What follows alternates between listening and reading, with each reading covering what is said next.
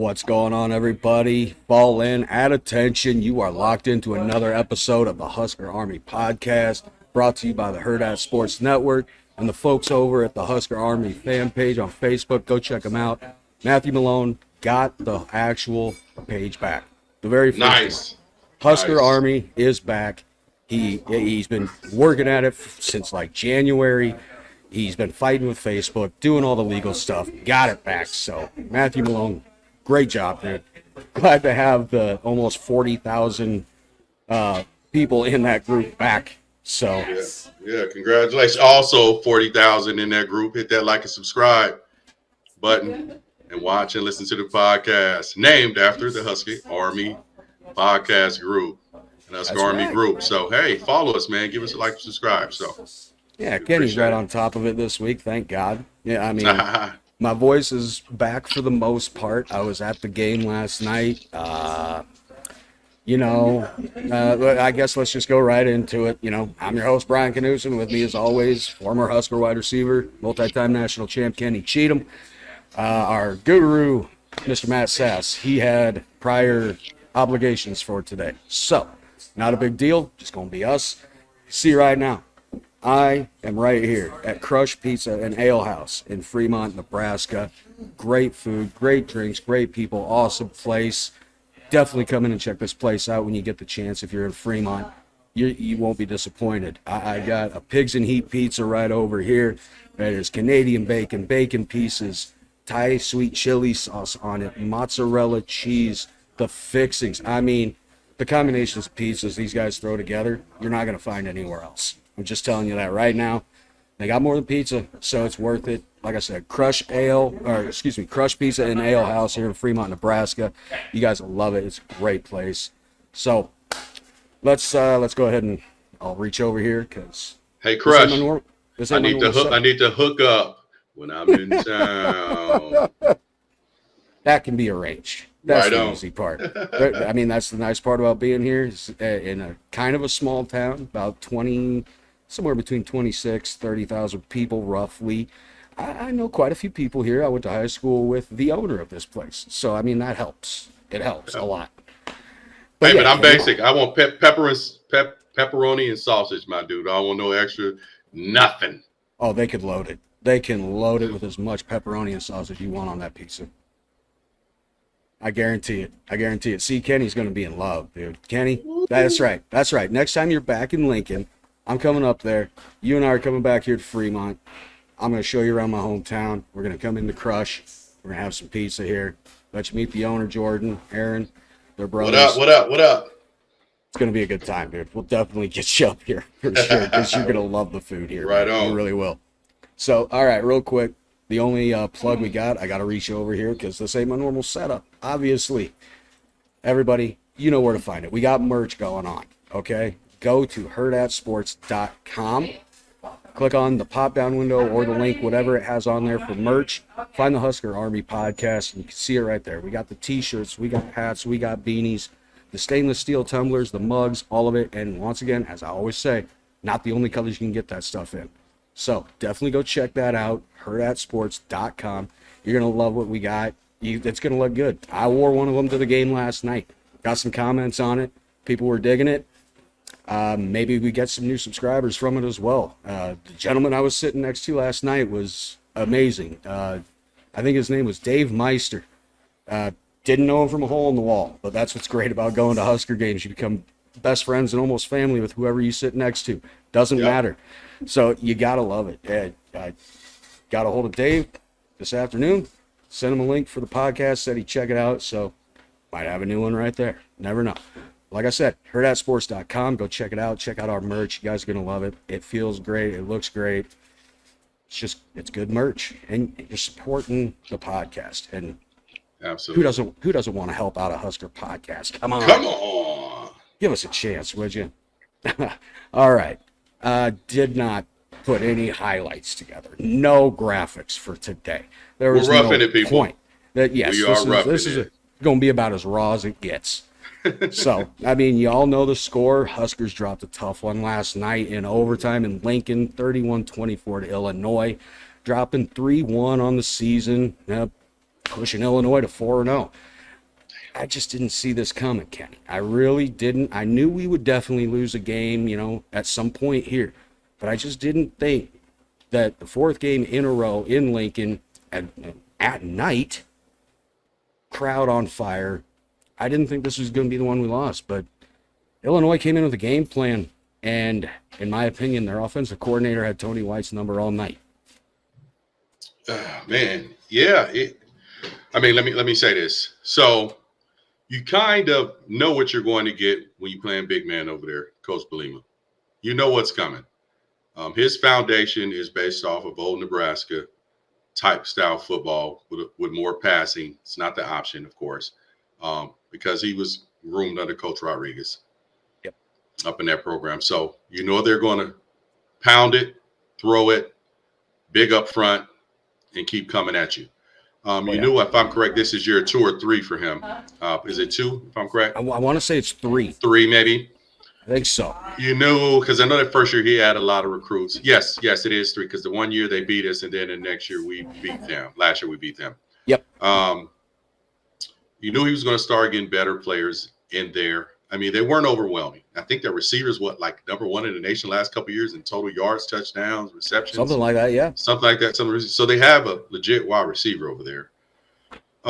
It was just a game where you saw some of the stuff from the Northern Iowa game hit us back in the face. But what we have to look at is we left a lot of points on the table that we could have scored on. Yep. And that's the difference in the game. Also, the penalties.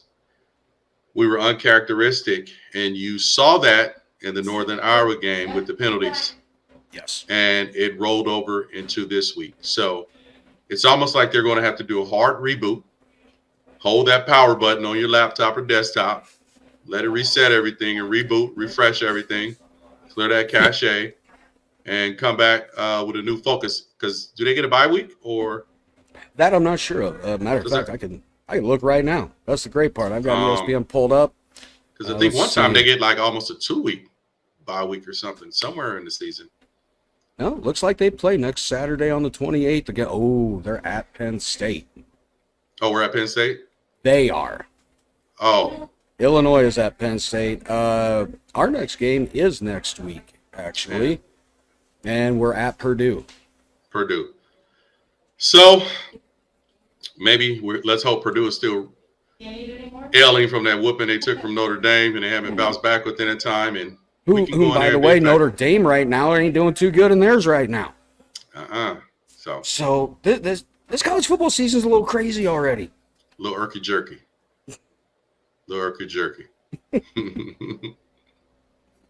Yeah, if you look at it, like I said, I was there. Going from what I saw in person, it seemed like every time we would either bring a blitz, they would pick it up, and a receiver would just sit right in that soft spot of the coverage.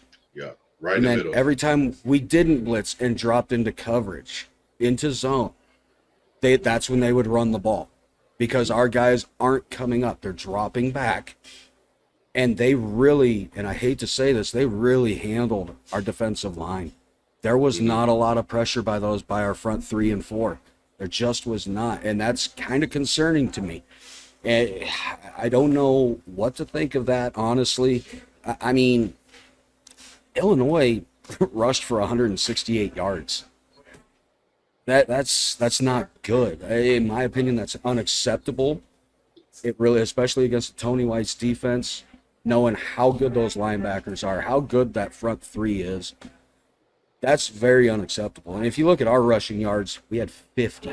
Now, I understand that they take away rushing yards when you get sacks and things like that, and Raiola did get sacked at least 3 or 4 times, and twice in overtime alone.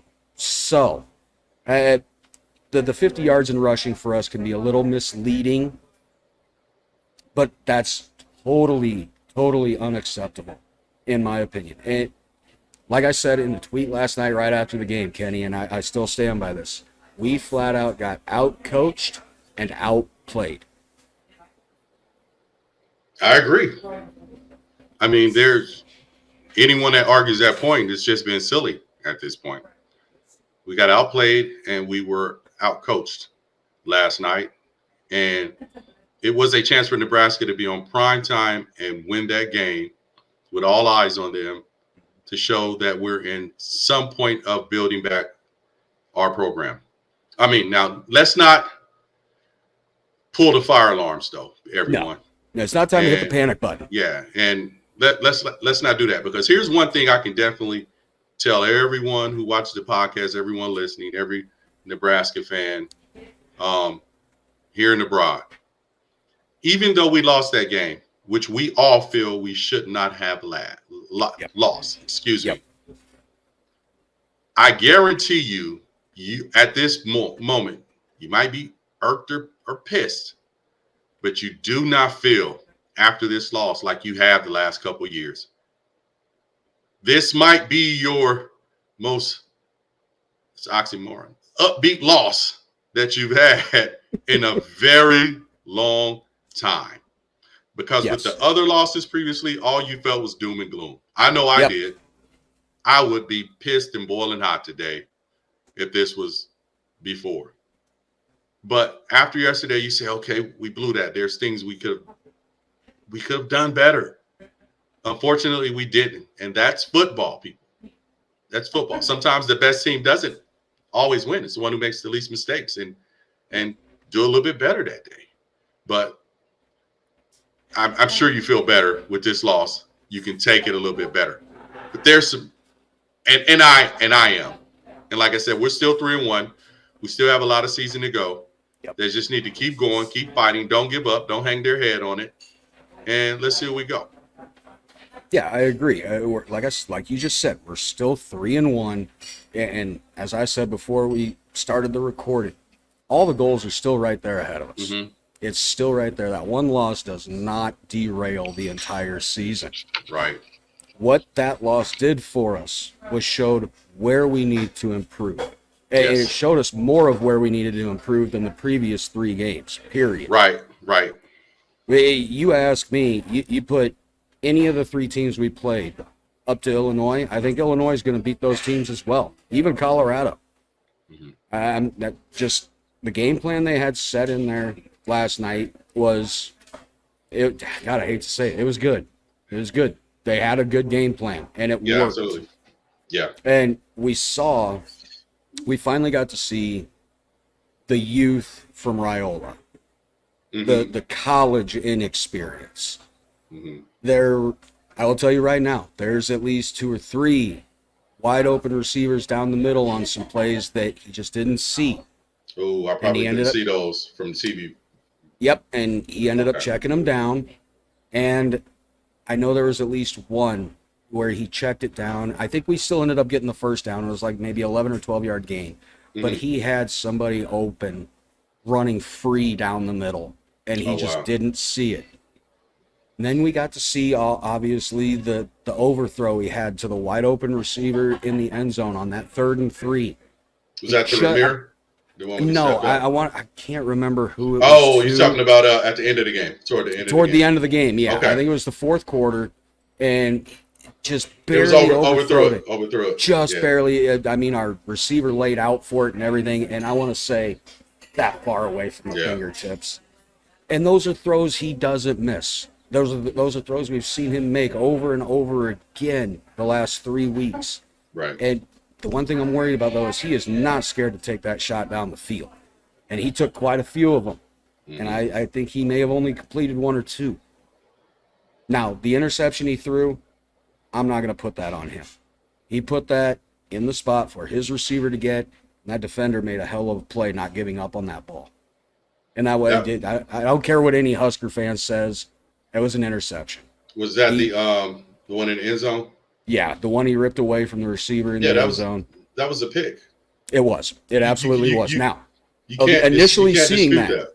Yeah. Now, initially seeing it in the stadium, though, and the couple of angles we were getting to see on the replay screen, it didn't look close. It looked like our receiver. Yeah. It looked like our receiver came down with it, and by the time they hit the ground, that's when it got ripped away. Oh no! From the TV version, when I saw it, I said, "Oh, that's the interception." I knew it then when it, just like the other one I called. I said, "Nah, that's you see it. It was a flat out pick when they jumped. It was an excellent play. It was. They both went for the ball. That's one where you give them both kudos for it. Yes. It's just with the roll. If I'm people understand this. If I'm jumping trying to grab a ball, and someone else is jumping trying to grab yet same ball, and they're inside of me. Well, pause. If they're no Diddy on that one, but if they're in the inside and they're grabbing the football at the same time and they're turning, they have momentum with them. Yes. So it's easier for them to snatch it at that point. If you get what I'm saying. Boom, bang, turn. I'm rotating. I'm pulling it. I'm pulling with momentum. That's what happened. It was a pick, but it was a hell of a play. Let's give credit where credit is due. It really was. It really was. So, yeah, that was just a hell of a play. I said, damn, wow. But you caught that? You caught what I said, right? No Diddy. No Diddy. We don't want that. Easy on the baby oil. Oh God, see this. This is why I love doing this shit with you, dude. Easy with the baby oil, buddy. There's another term I'm gonna bring up in a minute that we will no longer say on this podcast. No, I'm saying it now. We will no longer say. Never ask me this question again. You ready? You or Matt? Hey, Matt, you listening? You better be listening. Got some words for you too on this one. Don't you say this again, never to me. In regards to us throwing the football, don't ever say, "Hey, Ken." I was sitting there thinking of this. I said, "Wait a minute. We need to go back on all the podcasts and get those out of there." Wouldn't you like to catch balls from Raiola? No, nobody. I like to catch passes from Raiola. How about that?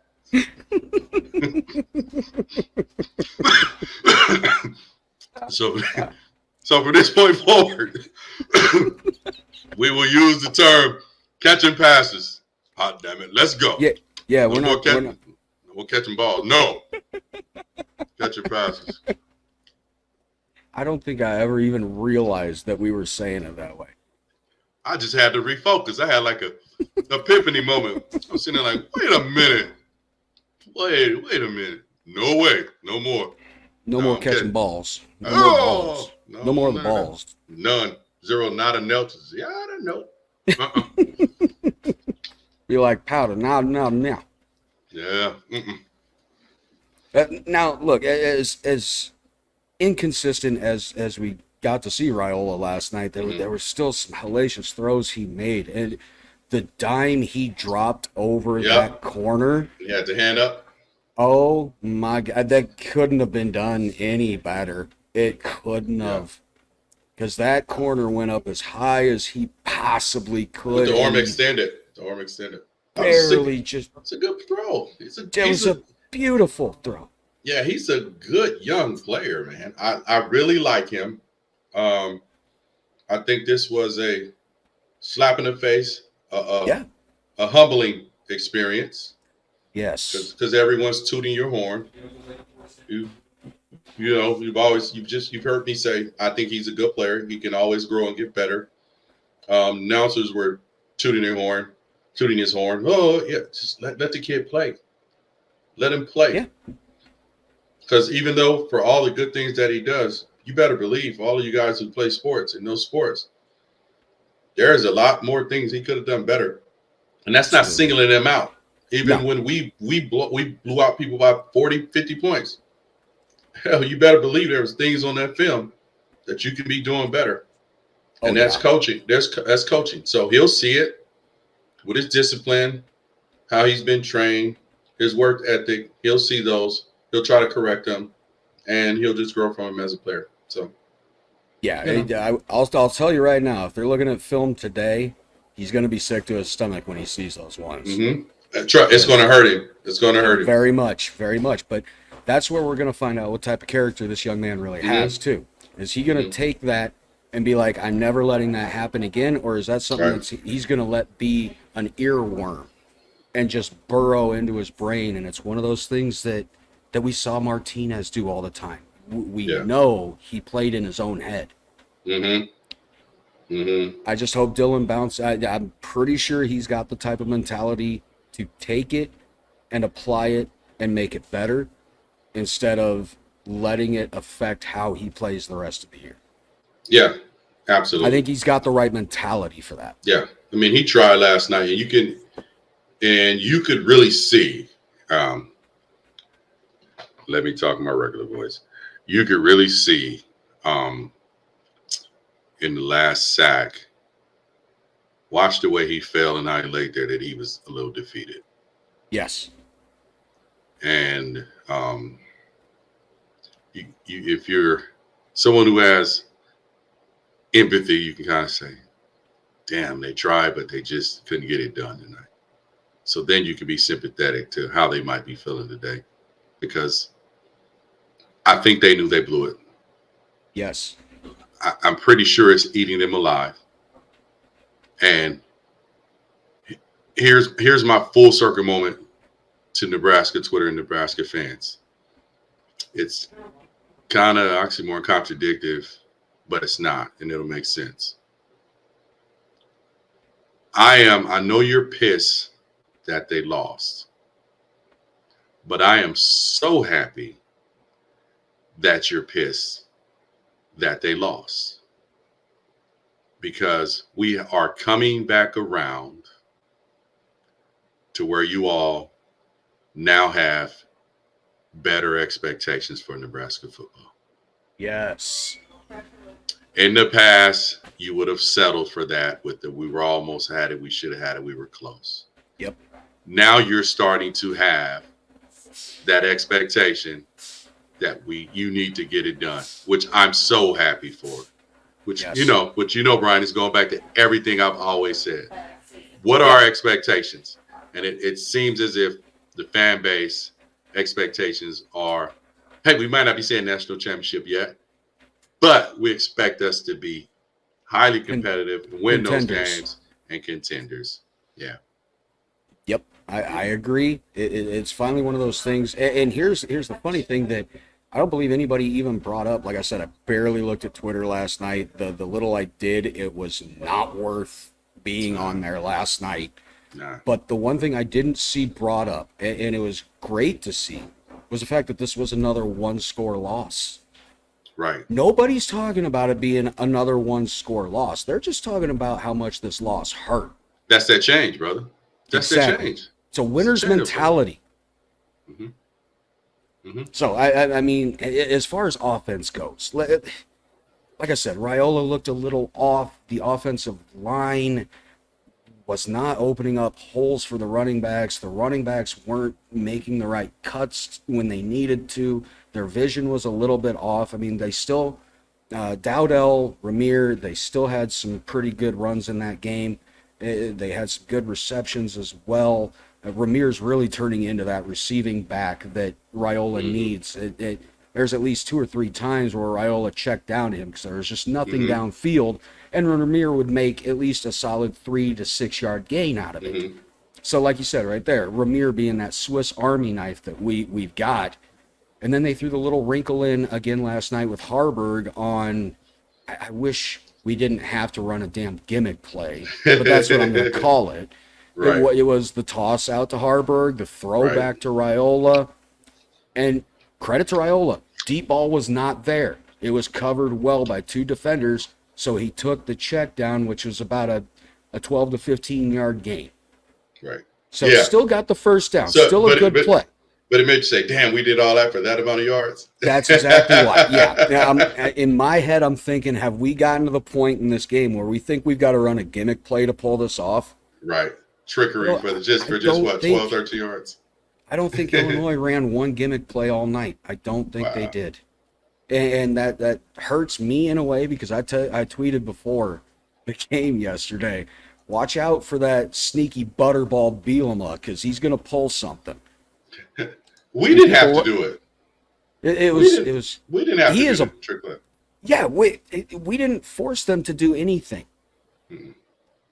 No. And that's the sad part. Trick play either. Yeah, we didn't have to do the trick play either. No, we really didn't need to do no gimmick play. Mm-mm. There was no reason for it. Mm-mm. I mean, I Not like at the all. wrinkles of Harburg being in there, of course, because he can, you know, split out into a tight end, wide receiver. He can line up at running back. He can line up at quarterback.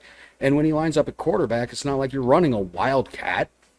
You literally have a quarterback back there that can make a throw, make a run, make the reads.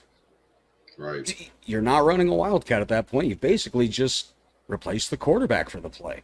Right. So offensively, they could have done more. They absolutely could have done more. Like you said, they left points on the field. We're going to go to your favorite topic of every weekend, kicker. One thing I'm noticing that I think they've got to stop.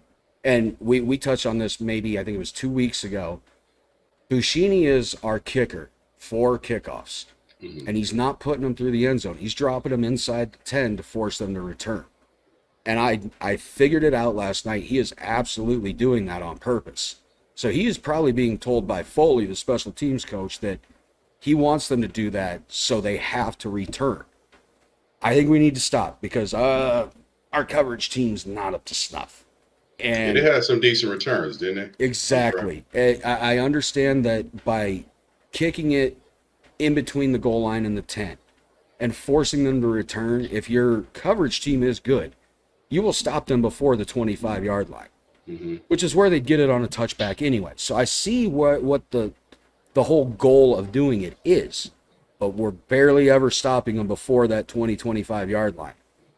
Giving them less field to have to work to try to score. Now, where's that range where they can decline getting the kickoff to touchback? Does it have to be in the end zone, or is it from the 10 in? They can call for a fair catch. I believe it's anywhere inside the red zone. Okay. And if they call a fair catch, then yeah, it's just like a touchback comes out to the 25. Okay. Hold on one second. Oh, that's the little idiots driving by on their bikes. They like to little clowns, little morons like to cut in front of the window in my cave over here and ride their bikes to the park because I'm literally right next door to a park. Damn so kids. Like next door, my side gate is the park. One of the neighborhood parks with the swings and the barbecue thing outside where it's the park. So like the swivel barbecue thing. Yeah. So no, to sit down with the canopy to barbecue. So I'm right next to the park. So my neighbor has my little buddies. They come over here. Hey, Mr. Kenny. I smack them on the back of the head. But they come. They just ride their little bike. But they're like the neighborhood house. So all of the kids are always over there. The other day they threw the football in the backyard, and they came, Mr. Kenny, can we get our football in your backyard? Can you get it for us? I said, yeah, but I should come over there and tackle all you little chumps for ringing my doorbell. But they ride their bikes, so that's why he keeps seeing me. Look, I'm like, what the hell is that flash? And it's the little chumps riding their bikes right by my door, literally. Now, don't pay my room any attention because I'm straightening up in here. So they literally ride right by that door, those windows. Yeah, and if you just see it out of the corner of your eye, it looks like just a shadow going by. The shadows, when it's zooming, zoom. Kenny got shadow people in his fucking house. little busters. Right down my damn house. Yeah, man. So. All right, and honestly, talking about the inconsistencies with Raiola last night, he still had a hell of a night stat-wise. Honestly, he went 24-35 for 297. So I mean, he passed for almost 300 yards. He had 3 touchdowns through the air, but he still had that interception, which that was just a great play by the defender. But to still pass for almost 300 yards and you lose the game. Like I said, we got to see the inexperience. But you know what we saw, Bryan? We saw a football game. God, yes, we did. That's football. And this is why I said last week against Northern Iowa, we saw a football game. Yes, sir. Football games aren't going to always be this exciting blowout. To me, those are boring. I like competitive football games. And you saw a competitive football game where Anyone could have won that game, and anyone could have lost it. And it had us, the people watching it on TV, even the players saying, who's going to make the mistake that cost the game? This is going to go down to the wire. Because I'm getting texts. I didn't text you because you were at the game. I want you to focus, man. But other cats are texting. We're texting one another, and we're like, hey, man, this is iffy. This is iffy. But we should pull it out. This is iffy. Because it was a football. It was an even played football game. No one was just that much above the other team, right? Yep. And you knew it was going to, how it played, start going down to the wire. But we left points on the board. I'm sure they felt they left points on the board. Or could have been in position and made better decisions to get more points. So it's what it is. So. Oh, I know. Yeah, talking about the rushing as well, I mean, Dowdell still had a decent night. He went 20 carries for 72 yards. But then if you look down that stat sheet for Raiola in the rushing, Raiola had negative 52 yards. That's all that last stuff. Now, when you guys see me looking at my phone, looking down, forgive me. I'm trying to pull up stats and do this at the same time. Because if I click on my computer, you're going to hear click, click, click, click, click. Because I keep the microphone literally right by the mouse. So you hear don't feel bad. Clicking, mine usually is too.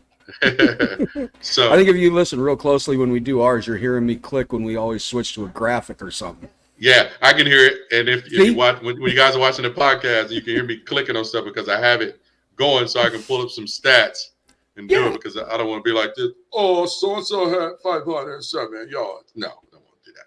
So I'll pull it up. But yeah, it was the receiver played really well. It was. We had two of them over 90 yards or more, and that was Jamal Banks. He had 8 receptions for 94 yards. He made some hell of catches. Yeah, did he? Came up big in a lot of plays. And then same with Isaiah Nayor.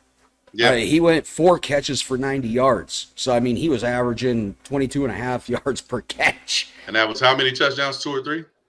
Nayor had 2. 2. Wow. It looks like he's really becoming a hell of a target for touchdowns for Raiola. It seems like the trust is there, the timing's there. And then you had, I wish I knew how to pronounce his first name, Janarin Bonner. Mm-hmm. But he had the 1 catch for 1 yard for a touchdown. So, I mean, the one thing I will say that discouraged me quite a bit during that game is when we had the ball inside the 5, which was at least 2 or 3 times. And we didn't score. We were having trouble just shoving it down their throats and punching it in. Right. I know what you're talking about. Didn't understand that one bit because, in my opinion, if you look at just stat-wise, our offensive line is way better than our defensive line. Then if you look at the defensive side of the ball for us, me and Adam Carricker talked about this. Our defense was ranked 23rd in the nation, and their offense was ranked 79th in the nation. Mm. And to have them put up, I think it was almost to the tune of 400 yards total offense. Yeah, 383. Yeah, I'm looking at 215 passing, 166 rushing, and we had 297 and 48. Yep. And they had 5 more first downs. Yep. So and once again, winning the turnover battle, though. Barely winning time of possession. You could almost put time of possession at a 50-50. It's pretty equal there. We had it for barely less than a minute more than they did. Yeah. Damn. And then you look at the penalties. Before we get to the defense, I'm bringing this shit up. The penalties. 3 for 20 yards on Illinois. 9 for 89 yards on us. Yep. Now, it's like we went haywire. And not to mention, there was at least 2 of them that were horse shit. Absolutely terrible calls. And then we had many, and I cannot emphasize this anymore because I saw it all with my own damn eyes. Every play, there was at least 10, and I'm saying 10 at a minimum, blatant No calls. Wow. I am talking about holding with just the offensive lineman and Ty Robinson out alone on the field. And you see Robinson's jersey literally getting twisted to the side Wow. because he can't get away. Right in front of the ref, no That's crazy. flag. Then why don't we bring up the most egregious one of all? 3rd down and 42 or 43 in overtime. That would have gave us the first down. Oh, did you watch the game on TV? I have not watched any highlights or anything from the game just because I was there. I had to witness it. The announcers actually said only Nebraska can get back in this, well, something to get first down, is to have them do something that will result in a first down penalty. And that's exactly when that happened. And they were like, that's what we were talking about. And then even they said, that's a penalty. They were like, well, let us see. They was like, no, that's a penalty. Yeah, Kenny, you saw it on TV, Yeah, man. it was late. How far out of bounds was our guy when he got nailed? He was damn near getting up. And you've got a referee standing no more than 4 to 5 feet away from it, looking right at it. And you don't throw that flag? Okay. I understand Rule can't say anything in pressers. He can't say anything public about the officiating. If they're Big Ten refs, he'll get fined. Right. Okay, I get that. But I'm sorry. If I'm Rule, I'm saying to hell with the fine because that is ridiculous. Yeah, that was awful. And me and you talked about it just before we started. That we're trying to figure out how they monitor referees throughout the season. We're not really sure, but I'm telling you right now, if like you said, they do like a report card every week, these guys should not graduate. They all failed miserably. It's just unbelievable. There was at least one pass interference that should have been called that wasn't. It was thrown into the end zone to the corner, and their defensive back never once looked back for the ball, but at the whole time running through our receiver and taking him down. Yeah, and there was the one that they missed when their defensive back had their hand on the receiver's side and pulled him down, and they were like, "That's a good play." And then they said, "Well,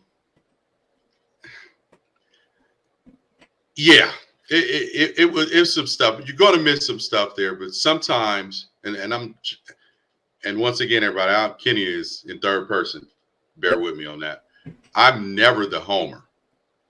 But sometimes there are some things that you shouldn't miss. And sometimes there are some things you're going to miss. And sometimes they do let you just play. Yes. But when the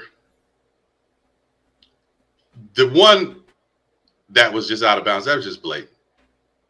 Very. That was just blatant. Dude pushed him. I don't see how they even justify not throwing the flag. He did it. That's what it is. We saw a guy from, who was it? Was it Northern Illinois or was it Northern Illinois? Get a penalty against them for Tommy Hill talking to him, and he just kind of pushed the ball in his stomach, like gave it to him. Yeah. That's minor stuff. That's competitive talking stuff. Man, going on with that. But to miss that one, that was crucial because then we would have got the first down. Then we would have been able to reboot, and hopefully our protection would have been up to snuff, or we would have been able to move the ball to put ourselves in position to score. But then come back to, we shouldn't have never been in that position because we left those points on the field. And like you said, going back to the kicking, going back to the field goal kicking, we missed that.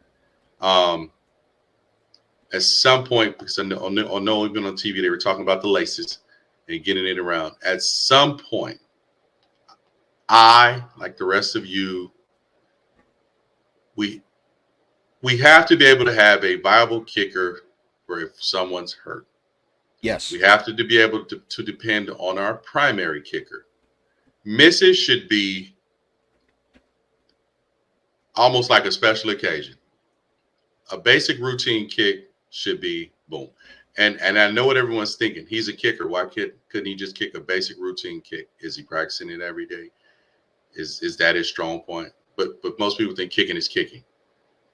It's some things to that, but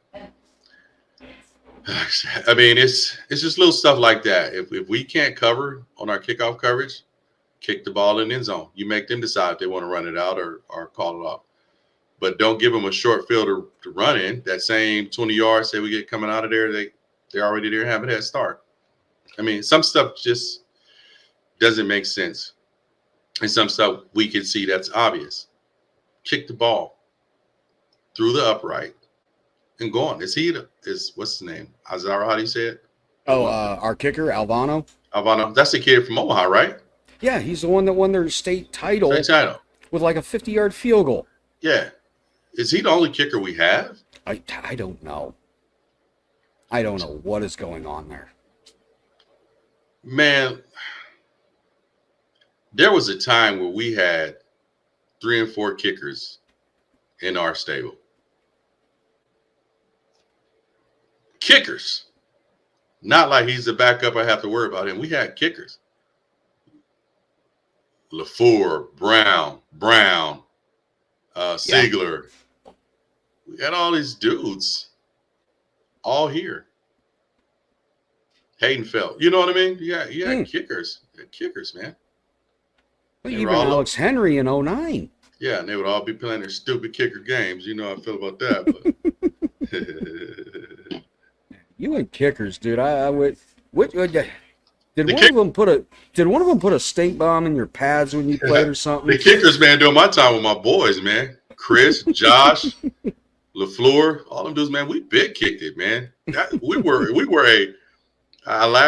a football team. Like from top to bottom. Like, yeah, you got that right.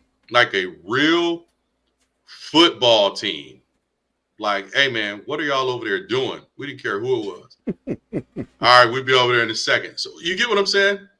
I mean, we really, really, I don't use the F word, but we really, really F with each other during those times at Nebraska. Like that's my guy, man. Like, for real. Like, literally saw Chris Bryan at the Colorado game. He went crazy. KC. Yeah. I'm like, my man. And then we start heckling. Terrell gets on him, Farley. Hey, man, you close that donut shop, man. You was sitting there eating all the donuts, getting all big and shit, Chris. Mm-hmm. He's like, yeah, man, I had to go getting fat. You know, that's the relationship we have. So when people see us together and hear us going at one another, that's a telltale sign of how close we were and still are. You know what I'm saying? Our conversation, like, hey, how you doing, brother? It's, hey, dude, off the top. Off the rip. The moment we see each other, what the hell is this dude talking about? What's happening? That's how it is. But we had a stable of kickers, and I'm just wondering, why haven't we been able to have a stable of kickers? That's a question I wish I could answer, but unfortunately I can't. And I agree with you. I don't understand. Growing up in just the glory days myself, kicking was never anything I ever worried about. Never. I mean, Byron Bennett, even back in the early 90s. Yeah, guys like that. Byron. Never worried about it. And even after the glory days were over in the late 90s, the early 2000s, I didn't start worrying about our kicking until, honestly, Scott took over. That's Frumpy Boy, huh? Or was he Riley? Kickoff guy, Ohio State. The one that just irks me. Lightborn. You know, that's a trigger. Oh, and then, my God. And then had to enter the transfer like someone did him wrong. Didn't he transfer out? Oh, yeah. Like someone did you wrong for stumbling over the air. The fuck out of here. That's how we get Kenny to drop an F-bomb on the show. We bring up kickers. Man. That's all we got to do. Yeah, I'm leaving. Like someone mistreated you. You the one tripped over the air, buddy. Yeah. And then he's the one that has the audacity to be upset about it. You did that. And he became a meme or a GIF or whatever you call them. I don't know. Yeah, you can look that up. You can use that as just a public GIF. Yeah, that one blade of grass was vicious on him. Come on, man. Yeah, the kicking game, I don't know what's going on there. And to be honest, I was surprised Rule didn't just go for it on 4th and 3. I get where he was coming from. I believe there was just a little over 2 minutes or a little under 3 minutes to go. So, I mean, I understood it. I got it. It's just, I do not have faith in our kicking game. And I haven't in probably about 8 years. And you need to, because it's going to come down. Some games are going to come down to the kicking. Yes. You should have so much faith in your kickers, especially your field goal kicker. Yeah. That little suckers again. That you should be in position to know at times this game is going down to the wire. We might not be able to score. They might not be able to score, but we can win this game with our kicker. Yes. He can come in and automatically kick a 45 to 55 yard, or not 55, but we'll say 45 to 50 yarder, and make it look relatively easy. Like You should, why? yeah, as a coach, you should be able to pencil in 9 to 12 points automatically, or 9 points. Let's say 6 or 9. You get what I'm saying, around that range. Yes. Automatically every game with your game plan. Because if we get it here and something happens, we know we can depend on him to get it through that upright. Yes. Why can't we get a guy like Georgia had, that Blankenship? They had him forever, and that dude hardly ever missed. Remember the Ohio State kicker a couple years ago? Yes. And that dude missed like 1? Yeah. I mean, I don't understand it. How is it so hard for us to just find a damn kicker? I think Buddy missed like 1, and then they tried to use, is that when they put it in the playoffs to his leg? I think he ended up missing it 1 more then. It In could the have playoffs. Remember when I think I tweeted, that's why you never leave it in the foot of a kicker. Because you know how teams get to being stupid and half-assing. Yes. Trying to go, we're going to play a little conservative. And you be aggressive. You try to score. I'm not saying throw it, but you run that ball. You get in there. They're either going to get too conservative, or they're going to try to get sexy and do some dumb trick plays near the end zone. What are you doing? That was another thing we were doing. We were trying to get cute inside the 10. Ooh. I feel jittery inside. Stop trying to be sexy. Run the damn plays. And I think that was the thing. I mean, looking at the way Satterfield was calling the game, yeah, we were getting really not much push toward the goal line there for running. But it almost seemed like later in the game, once we were starting to get back into that position, he almost wasn't trying to run. He was trying to get cute, throwing it to the outside, throwing it to the flat, trying to get the slant over the middle. And granted, I believe there was at least one of them that worked, but there was also 1 or 2 that didn't. Yeah, leaning a little bit too much on Dylan.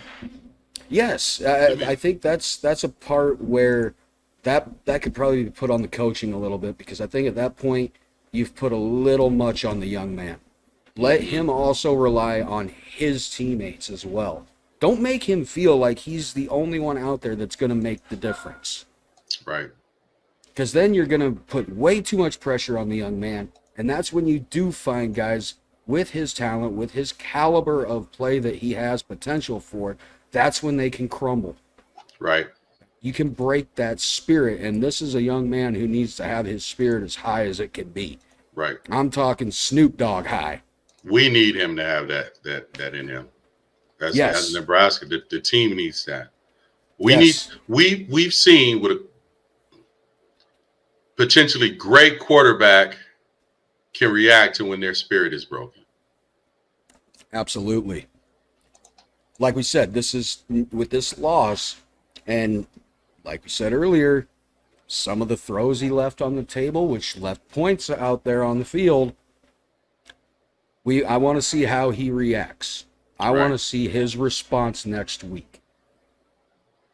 That's going to be the biggest thing for me. He comes out and just lights it up. Sweet.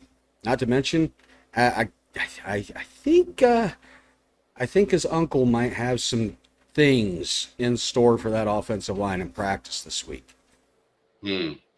Because there are times, granted, there's at least 2 of them probably that are on Raiola. He held that ball a little long. I know there was nowhere to go with it.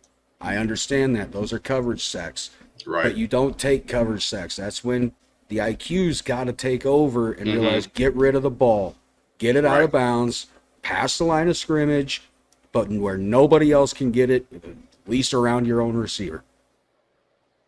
It's one of those things. He was definitely holding on to the ball a little long, trying to go through the progressions, which is the correct thing to do. I understand that. but Right. you're holding on to it a little long. And once you realize that that alarm's going off in that head, make the decision. Yeah, Don't you got to hold get on rid of to it. it. Right.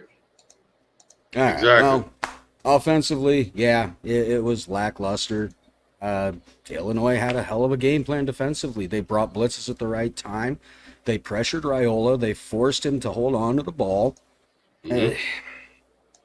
They did good. I mean, defensively, they did the right things. It looks Right. like they pretty much took Northern Iowa's defensive game plan Mm-hmm. and just worked it up a little better. It Yep. took some tweaks here and there, and just you can see what happens with the better caliber of players on the field. Yep. You see better talent with a better school, and yeah, things are going to get there. They're going to get home. Right. All right, defensively, holy shit.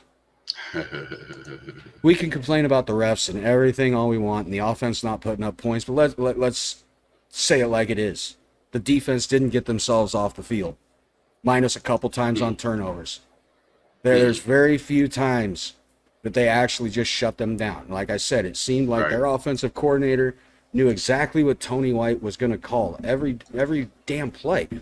It seemed like they would bring a blitz, they'd pick it up, and that's when they would either hit us for a long run, or the receivers would be able to sit in that pocket of the zone, and Right. nobody being there. And then when we didn't blitz, that's when they would really run, because nobody coming up, nobody getting pressure, dropping back into coverage. You've already taken 2 or 3 yards back before you realize that it's a run and need to make it forward. Yeah. It just seemed like every single play, they knew exactly what to call to our defensive scheme.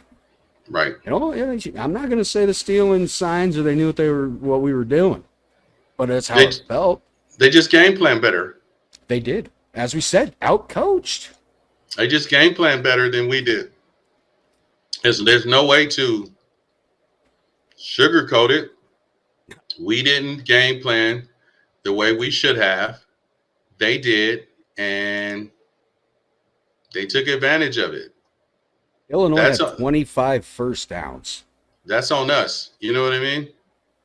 That's on the That's on us. That's in our You've plan. got to be able to get off the field. Right. Period. There were numerous times we had them in 3rd and medium, 3rd and long, and we're just letting them hit these little dink and dunk routes right past the line of scrimmage. Yeah. Just sitting right in that soft spot of the zone. Right in the middle. Yes. And they were just sitting there. My buddy Chris, who I went to the game with, him and his wife, he kept saying it. Illinois kept running that same play over and over, and our guys were not reacting in time. Right. And it makes you say, what the hell's going on that you're not reacting to the same thing? I just think, man, I don't know, brother. It's kind of hard to explain. I mean, let's just be honest about it. Because we kept hitting the same thing. Like one play that actually showed the running back was going, and before he reacted, before the linebacker reacted, the guy was pretty much in his face. And I'm sitting here and I'm like, he was like frozen. There was nothing like a counter or pull that threw him off. It was just almost a straight up blocking scheme. And he didn't react. But I don't want to ding them in that way though.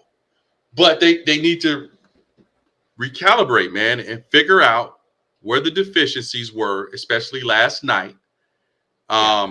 Did these deficiencies start showing up against Northern Iowa? And get them corrected. Because they're better than that. Yes. We can't say by missing Tommy Hill it made that much in the throw game, because it didn't. That was well played on both sides. It was. That part of it was just football. But what we lost last night was interior. Now, the guys behind the starters should be in position to where they think, excuse me again, guys, I'm trying to look up stats. They should be in position to say, okay, when I go in there, I'm fresh. Yes. Old Nebraska, old Nebraska before my time there. Like we've been saying for the last 3 weeks. Next man up. You come in there and you're a new, fresh bull. That we should be in position now with the guys we're getting coming into the system to where we're wearing down the other team's offensive line, and they're in position to start alternating their players in there. You get what I'm saying? That's the old way of doing it. And I think they had a couple of injuries. You should have been attacking him, blitzing that guy. Put the pressure on him. Make him have to work. If his knees hurt, if his knee is hurting, well, we're going to test it out because we're coming right down that hole with the pressure in front of you and someone else coming. You're going to have to make that adjustment.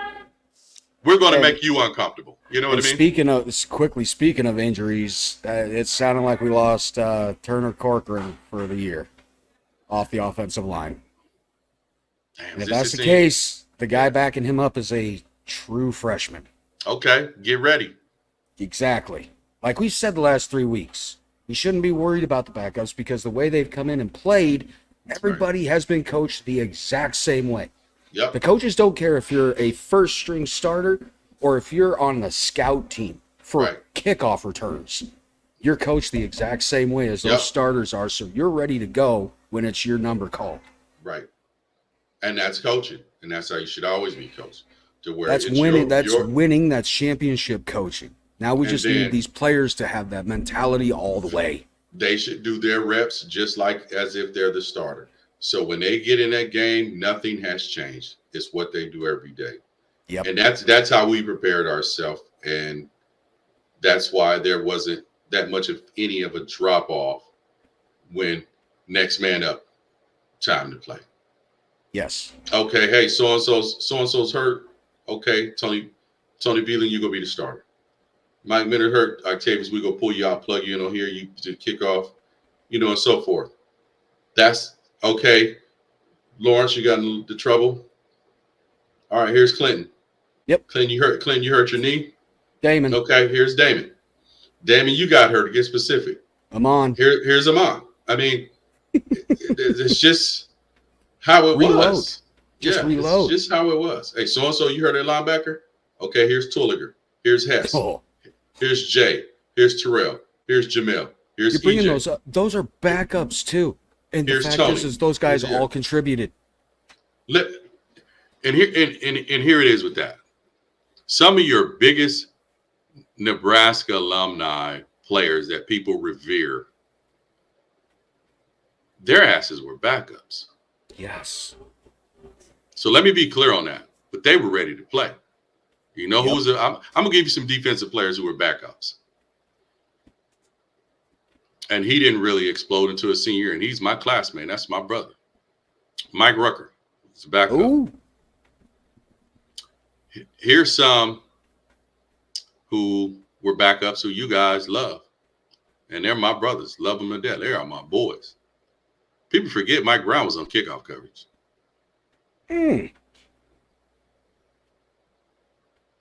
Right? Okay. People forget Kyle Vanden Bosch was on kickoff coverage. People forget Carlos Polk was on kickoff coverage. Yes. So there are some names I can throw out here who's on kickoff coverage who barely got in there and played or played some. I mean, Kyle got in there. People forget Kelsey got in there and played.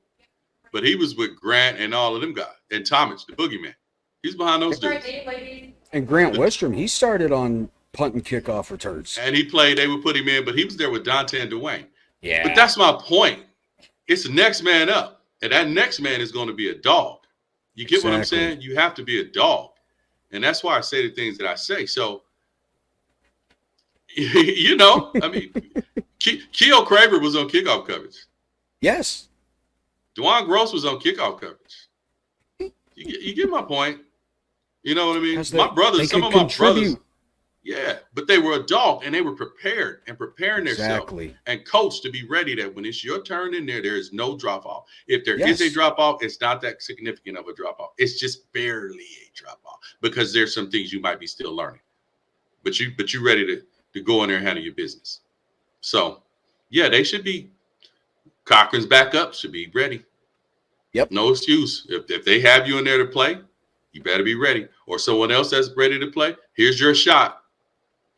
Yeah, if you have to shift the lineman around even. Go in there and be great, but handle your business. Handle your business. So, defensive-wise, I'm putting it a lot on them. Look, the defensive coordinator can give you the greatest game plan he's ever come up with. Yep. It comes down to execution on the field, period. Absolutely. And I'm sorry, it's the first time I'm saying it this season, the Blackshirts did not get it done. Right.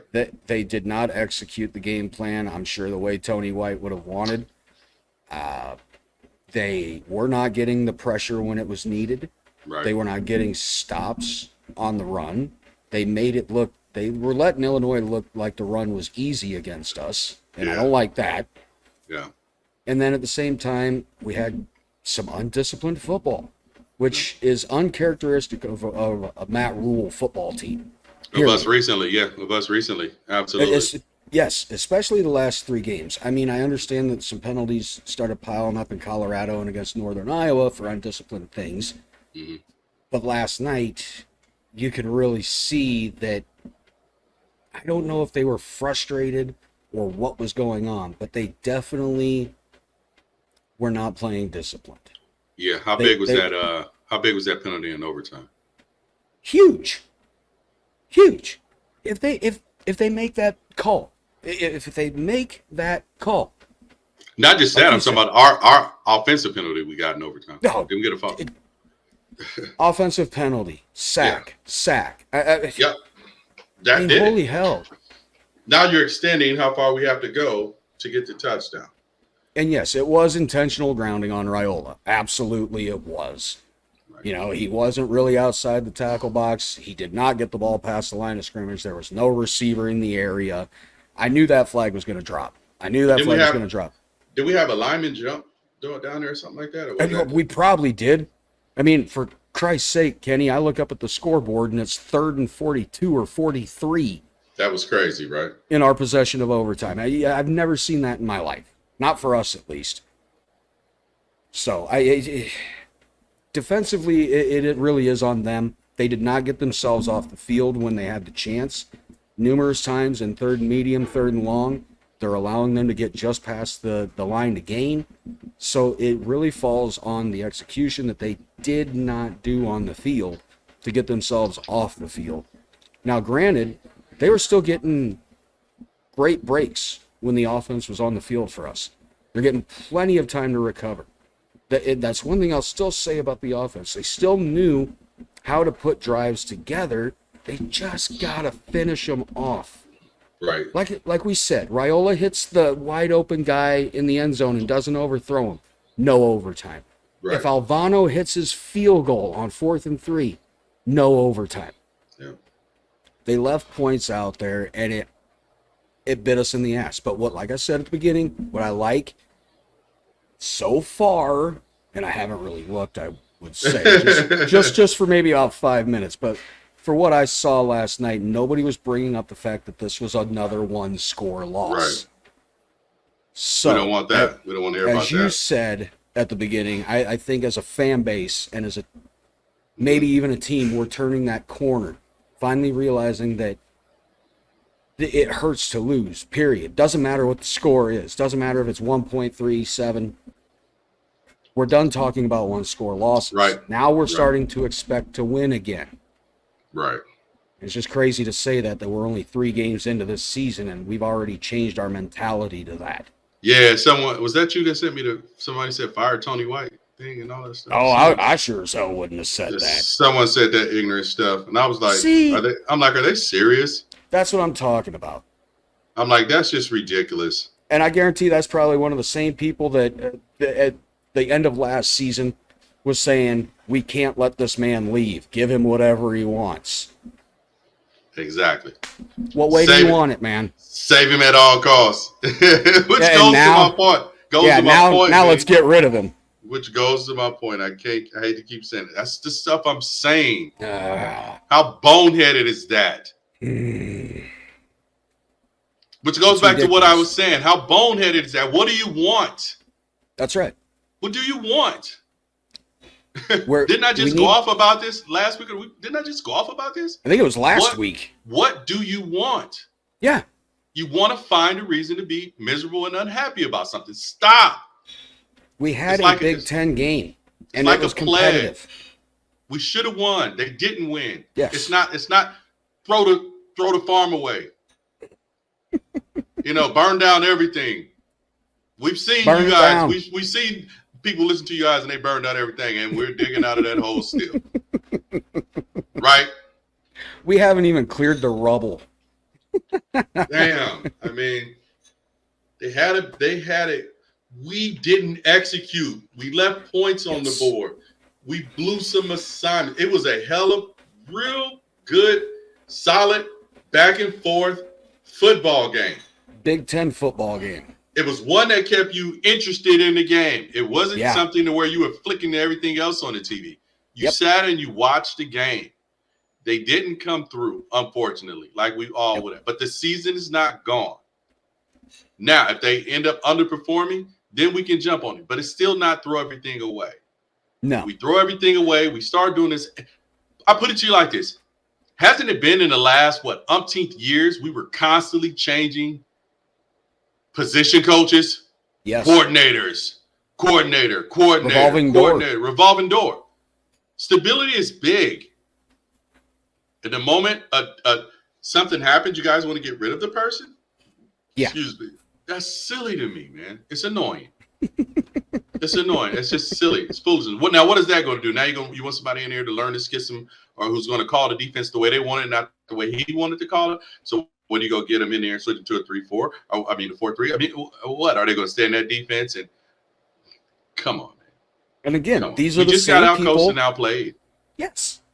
And again, these are the same people at the beginning of the season even are like saying things like Tony White is going to end up being a head coach somewhere come next year because of what this defense is going to do.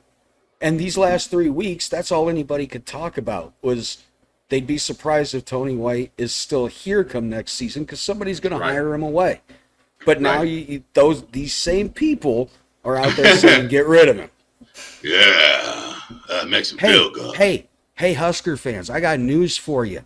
There's times Charlie McBride's defenses didn't fucking get the job done. And those are the toughest defenses we've had in Nebraska history. Hey, check this out. For all of you saying that crazy stuff, you do remember I was literally on the sideline and watched a guy go for 400 yards receiving against us. Is that Louisiana Tech? Yep. I remember that. That dude torched our secondary all game long. Were you calling for his job like that? Were you calling for Coach Darlington's job like that?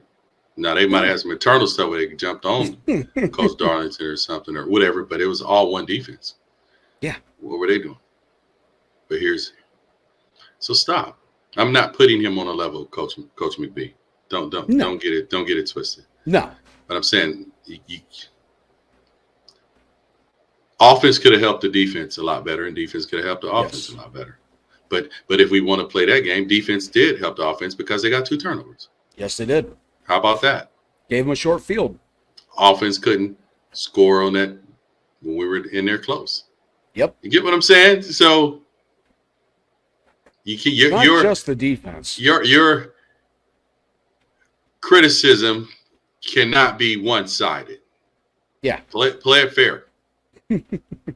play it fair. Unfortunately, Kenny, we live in a society nowadays where hypocrisy goes above all. Bunch of foolishness. Yep. Yeah. We see it everywhere now. We just do. Literally everywhere. Yeah. I think I've heard some in here since I've been here. But they say they want thin crust and thick crust, but then you gave me medium crust. This isn't right.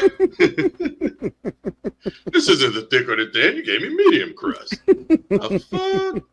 Exactly. See, you know exactly what I'm saying. Yeah. It can get ridiculous. It really can. Man, I can't believe we actually covered over an hour to be able to talk about a loss. Yeah. I can't believe that. But, we got to do it. We're They'll contracted now. Yeah, We're contracted now. We got to put it out. Yeah, they'll be all right. Hurrdat, what up? Yes, thank you. Hurrdat. You guys are awesome, dude. You guys really have been great to us. So, all right, Kenny, what do you think? You think we're good? Yeah, man. All right. I mean, it's shit. Look. All right, check this out, bro. there were times where we talked about 5 and 6 of these in a row. So shit, I am not pressed at all about this loss. You get me? That's true. That's true. We got to talk about 3 wins before we got to talk about a loss, man. It's been some years since we could do that. Look how many we won in a row. When's the last time we've done that? I can't. But do you get what I'm saying? I mean, so hey, it is what it is. We lost. Hopefully, he bounced back. I mean, I used to have to damn near go to 12-step program for all those losses we were taking. Shit, I needed the coin and everything. You know what I mean? I needed a sponsor. Shit. Hey, liquor sales were definitely up for the last probably 6 years. God. I ain't gonna lie, dude. Yeah, I needed a sponsor and stuff. You call somebody on the phone. Hey, I'm thinking, I'm going through it right now. Look at your coin. Kept my coin in my pocket. Throw that damn thing in the river. Yeah, shout out to all the people in 12 steps, man. May you continue to get better. I used to work with people in that field as a counselor. So keep following your 12 steps. As they say, it works if you work it. One day at a time. Handle your business. Let's get it, man. It's in that sense. It's kind of like Nebraska football. It's literally just day by day. Yep. Yeah, absolutely. I agree with you. Yeah. Anybody that's in any type of recovery and can stay sober, congratulations. Cause yeah. I know it's tough, man. Mm-hmm. I personally don't drink. I haven't in 3 years, but I got my vapes and stuff. What's that? Well, because you drinking a soda. It's just soda. You say you didn't drink, man. Yeah, well, at least I don't drink alcohol. How about messing that? With you. Yeah, I think actually the last time I drank was one of the times with you when we first hung out. Oh, at the police? Yeah, we just had like one beer or something. I didn't. I had quite a few before you and. Oh yeah, you were out. You were out. Yeah, yeah. I think I might have had a beer or something because I really don't toss them back just in case somebody. No, you really didn't. Just in case somebody trying to run up, they can catch these 10 knuckles of fury. Pop, pop, yeah, pop. We had a good night. I mean, nobody was out of line. Nobody got crazy. Yeah. Farley had a good time. You were laughing, having a good time. Yeah, had people coming up to you asking you guys for pictures and shit. So that had to always feel good, kind of like the old days. Nah, I ran away from pictures and stuff like that back then. Fuck that. I made you take one with me. Yeah, ran away from pictures and interviews. Like, what is this? I got somewhere to be, man. I gotta go. I get it. I do. Hey, let me say this while I'm here. For those of you in Arizona, look up Miss CV, Candace Berger, out there in Mesa at the Guitar Center. She hit me up. Hey, Ken, got some earphones. If you need some new earphones, help with your podcast. She's going to help me get this better so that my sound quality, hearing, and I give you guys a better podcast. So next up, she's going to tell me when they have better mics in, I'm going to upgrade. But if you're here and a soundboard, and also the thing that you hook the new microphone into.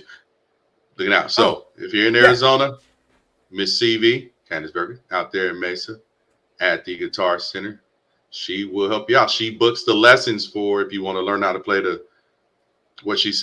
what did they have in there? I think guitar, drums, piano. They book lessons there. I didn't know it was my first time. It was my first time in a Guitar Center. Like kid in the candy really? Store. Yeah, it was like kid in the candy store. I just saw a guitar I wanted to buy just to hang on the wall. So never play it. I got on the keyboard, was messing around with the drums. It was a good time. But like I said, they have lessons. They can teach you to play with all the instruments and play with everything but yourself. That's a no-no in the Guitar Center. You need to do that on your own, my friend. But holla at her. Yeah, definitely go check out Candace over at Guitar Center out there in Arizona. Hook her up, dude. Go in there. Give her some business. I mean, I've been to a Guitar Center here in Omaha, so... I mean, I play drums, so. Okay, yeah, man, that was crazy. I've never been in one. I'm like, what kind of speaker is this? Oh, that's a big speaker that goes Bluetooth, and it's like this, almost my height. No way. I'm like, oh, what is that? That's a so-and-so? Oh, wow. Here. Look at, wait, what is this room back here? This is an acoustic room? Wow. Let me go in here. Man, I was in there probably an hour and a half, bro. You could be in there for that long just playing with things. I'm like, this is crazy. I'm like, It's this like is a toy crazy. store for grown-ups. Yeah, man. I was like, I didn't think I would be looking at all of this stuff in here. Oh, this dude's about to do an acoustic lesson over here. Wait a minute. Hell yeah. What's going on? I'm like, oh, what are these? Oh, look at all these headphones. Oh. And I was texting you while I was in there, like, hey, B, you know it. About to use your headphones. I don't know. Looking at this. Oh, looking at this microphone. I tested one microphone. The microphone was so sexy. Did it sound good? It was so sexy. I was like, oh. you know. I'm like, oh, this is a sexy microphone. Yeah, I always knew there was a podcaster in you, Kenny. I always knew there was a podcaster in you. Yeah, man. Yeah, so get it going, brother. And the headphones look good, dude. They look awesome. Clarity. My old ones are gone. They quit on me. They resigned. That's just a sign that you were doing your job right, man. Yeah, man. Hot fire. Yeah, they got their use. That's all that matters. Yeah. All right, what do you think? You want to shut her down, call her good, move on from this horrible shit? Let's bounce back. Exactly. We got Purdue this next week. I'm not sure what time the damn game is. Let's see here. Maybe it'll tell me. Maybe it won't. I don't know. Find out here in a second. But let's see. Purdue is going to be 11 a.m. Wow, it's early. I hate 11 a.m. games on the road. It'd be 9 here, so that I have to wake up. Go. That's one thing I don't miss about living in Vegas is that 2-hour time difference. People don't understand it. People don't understand it when I be like, oh, man, it's early here. You think that game came on at what, 7? I'm still at work, bro. Exactly. I was still at work when that came on. Like when we lived in Vegas and the Super Bowl was on that year, you back here, it's on at like in between 6 and 7. It started at like 4:30 in Vegas. Yeah. All right. I was like, the sun's out. I'm like, for us, For you, it's opposite. For me, it's like, I get to watch it and enjoy stuff. Like when I went back east one time visiting, and they're like Monday Night Football. I'm like, bruh. Starts at like 9 in the 9 like at night. 9 or 10. I'm like, oh hell no. Sunday night, I'm like, what? Now I'm wide awake. Everybody else in there, I'm gonna go to bed. I shot him the deuce, and I'm gonna sit there and watch this. I'm wide awake. But then you see why there's East Coast and Southern bias when it comes to like Heisman voting. Them people are asleep. They're not watching it. They're not watching the games. Hell no. They're asleep. Games coming on at 8 o'clock here.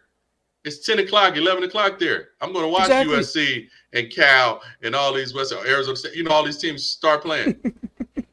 Other people aren't seeing them. So it's all good, though, brother, man. We'll bounce back. We'll be all right. We will. I mean, if you look at Purdue right now, they're definitely down. So they took a shellacking from Notre Dame. Put the foot on their neck. Let's keep applying the pressure. That's the thing. You jump on them early. Break them. You do not let up. It was something we just did not do last night. It broke our streak of scoring on our first possession of every game. But we started the one back up again of scoring right before the end of the first half. So we started that one back up. Yay for us. Holy hell. I would have much rather taken the win than keeping any sort of streak going. I don't give a damn. Except the sellout streak. The 400th sellout, it was amazing. I'll say that. It was awesome. The show in between third and fourth quarter, always awesome. It's the first time I got to see it live. So, wow, what an atmosphere that really is. You feel it. I mean, Kenny, you get the goosebumps all up the arms, man. The hair's standing up on the back of your head. It's awesome. So, you guys got to see it at the Colorado game, so you know exactly what it looked like. Just cool. I mean, they need to keep that in. It's an awesome thing. You can tell that the other teams are looking at it like, holy shit, these guys got their shit together. Like, who doesn't want to see this? Right. So, I think they'll bounce back. I think they'll be ready.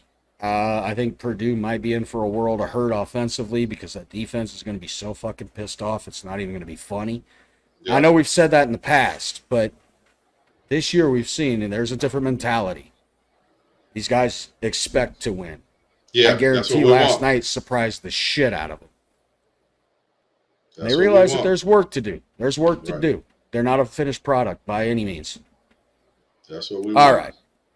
Let's go ahead and shut her down. Can't believe we actually talked about this for, an hour and 20 minutes, Mike. we made it light instead of being miserable.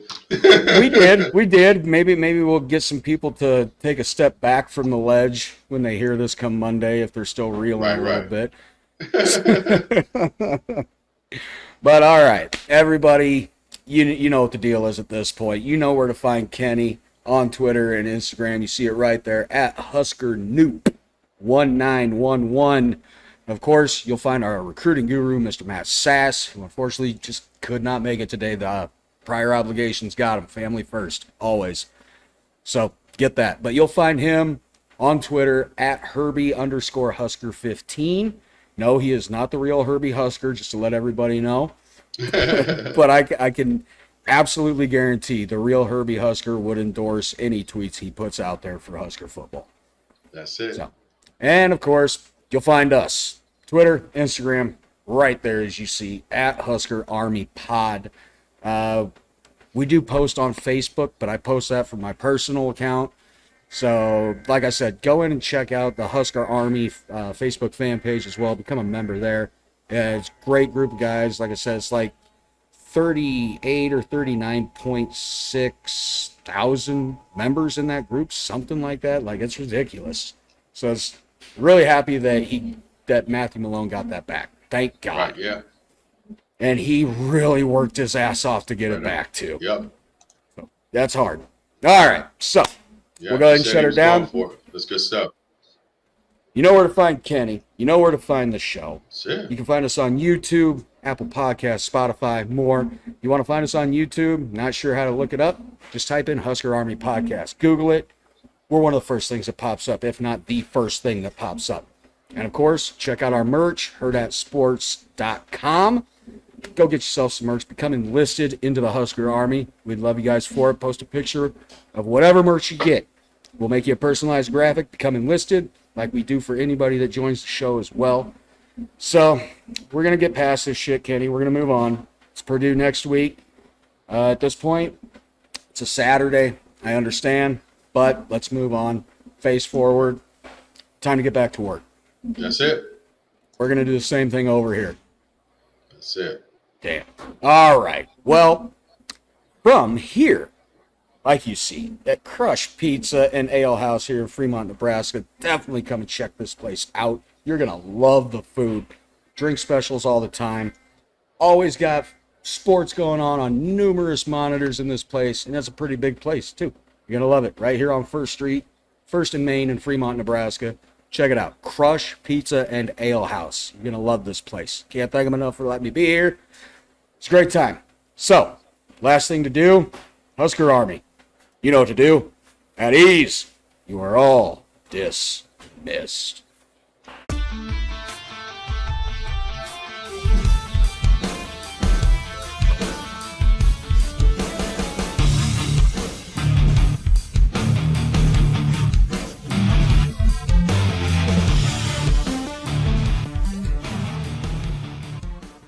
A Hurrdat Sports Network production.